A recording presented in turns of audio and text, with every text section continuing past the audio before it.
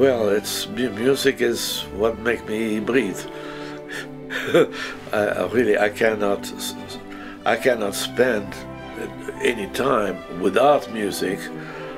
Music is in my head all the time. It touches your senses, your understanding of life. It's so vital. It's so primal that it is so primal that it's difficult to explain or understand.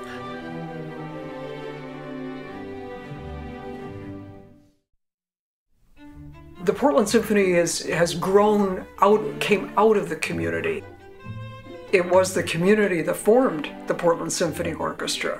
A group of musicians, business people, or teachers, lawyers, retirees, people who worked from home, a variety of people, but who all shared a common love of playing music and played one or another orchestral instrument, and came together to say, we'd like to let's band together, so to speak, and do some performing.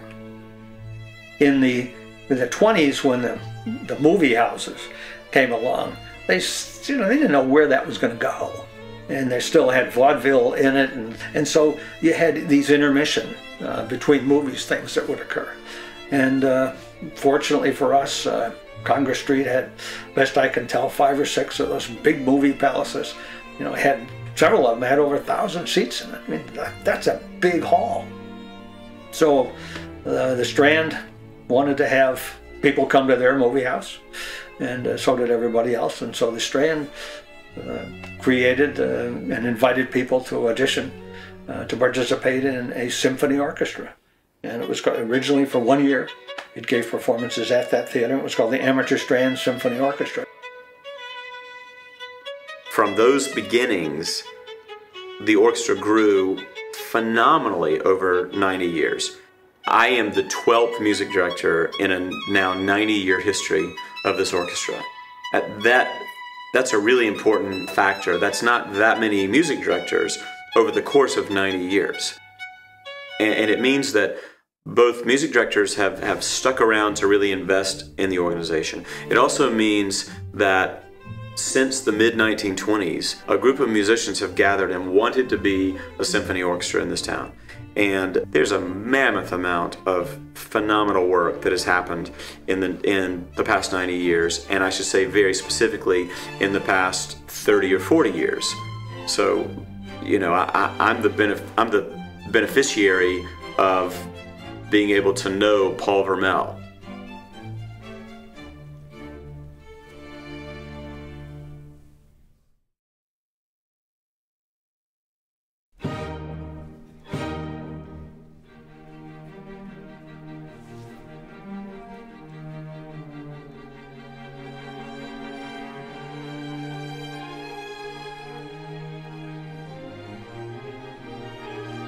Paul was very supportive of young players. He would make it very clear what he wanted the orchestra, how he wanted the orchestra to play musically. And that's where I say I learned a lot in the repertoire, because he was, I did end up teaching. I mean, he really was a great teacher for us at that time. He knew his business, and he knew how to get the most out of the players that he had. And sometimes it would come, Christmas, and suddenly we didn't have a harpist. All the harpists are busy and nutcrackers everywhere. Where to get a harpist? He's so great. He sends me letters mentioning something that he has done with a certain piece of music that I might consider, and every single piece of advice he's given me yet, I followed.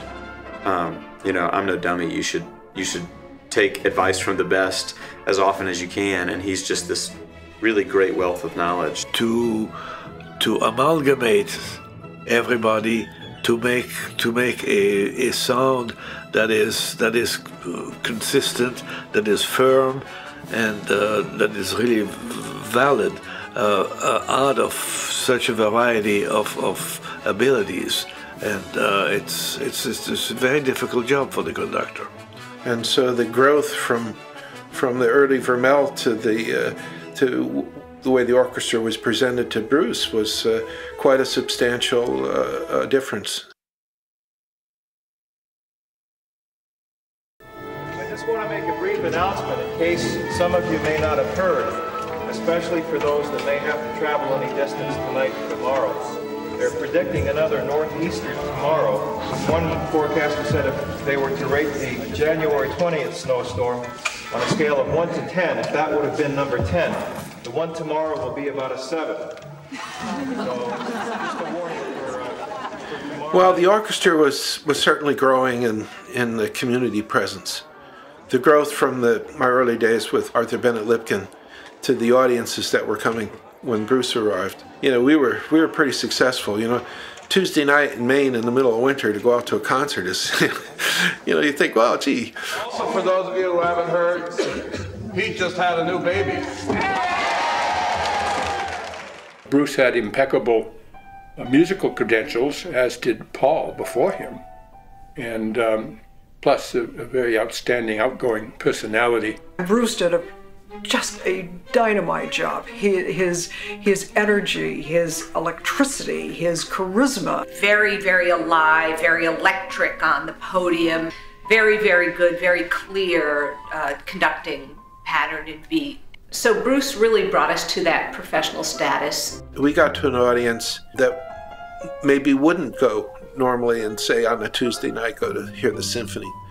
But if they heard us out at Fort Williams or wherever we might be playing an outdoor show, they would say, oh, I think I'll give these guys a go. And then Bruce and the board's idea, this magic of Christmas, was just the right ideas at the perfect time.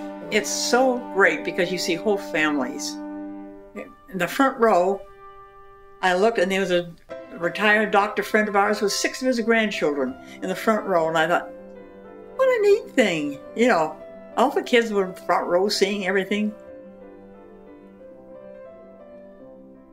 Over the years, each conductor or person in charge at Magic of Christmas or the Pops or even our classical series, how they have all seemed to be the perfect person at that time for what they can contribute. And Toshi was that person because he brought us where the orchestra, the level just kept improving every season.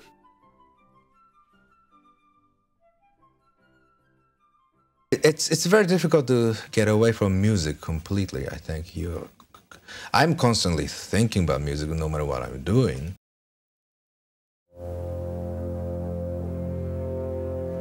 This attitude toward music when you're conducting, you just can't do 90%. You have to have a 300% into the music, and your body, every cell has to sing.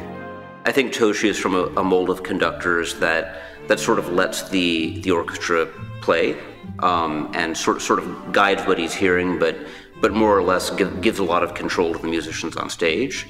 And Toshi, I'm sure everyone will remember, was just such a warm personality. I was here for interview. January '85, I believe it was something like that. It was very, very cold. And coming from Houston straight directly to here. And the search committee chairman took me in the middle of the night to take a walk in the very cold. I don't know why. He said, let's go see moon. Very bizarre thing. Later I found out that was a part of an audition. They were testing me whether I survived through that ordeal. Through that walk. I think Toshi's legacy is one of really engendering the family feel of the orchestra and really making sure that the orchestra felt more and more like musical family with each other, and that the orchestra became more an understood part of the greater Portland family. One of the first times I was in a Reiki classroom, they have what they call these grandmothers, or these older women who volunteer and are in a regular presence in the classroom with the kids. And they all expressed in particular how happy they were to have the Portland Symphony musicians in the classroom. And one of them in particular said to me it was about connecting the mind and the heart. We have a pulse in our bodies, our heartbeat, and it's something that we feel that's constant. And in music there is this steady, constant pulse that's happening all of the time. For at least 75 years of the Portland Symphony's 90-year history, it has offered programs to school students. It's important that young people get that feeling of inspiration, of emotion, of whatever message music can convey. This is very, very important. This is the life of the orchestra, really. And it's building up audiences for the future.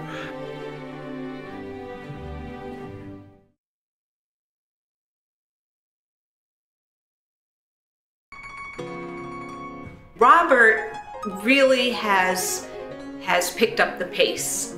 He's very electric and very energetic, and he puts it all out there. I think he is a tremendous conductor, very wonderful conductor, and I can't tell you how delighted I am that he is one of my successors. Robert Moody is able to get that person out in that seat believing that he's talking to them as an individual. His reputation with the audience is very, very good. This is a family. This is a music-making family. And I think it's a Maine thing as well. And I say that, you know, as someone from away. But I notice this very much in Maine, that there's a sense of, you know, we protect what is important to us here. Not that other people don't, but it's a little bit more conscious here. And it's done with a real care and love. And it makes the orchestra better.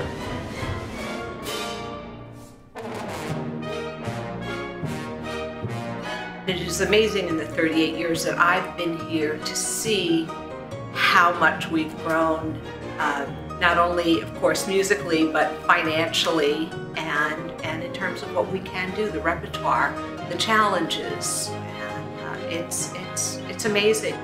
This whole 90th anniversary thing is, Symphony's doing a bang-up job, and having 4 living conductors is really quite remarkable.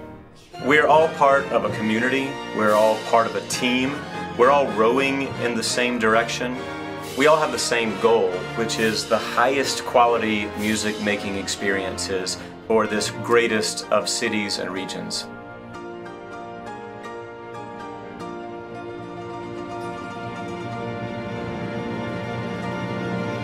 I wish the Portland Symphony Orchestra all the best of success, longevity, and a happy birthday.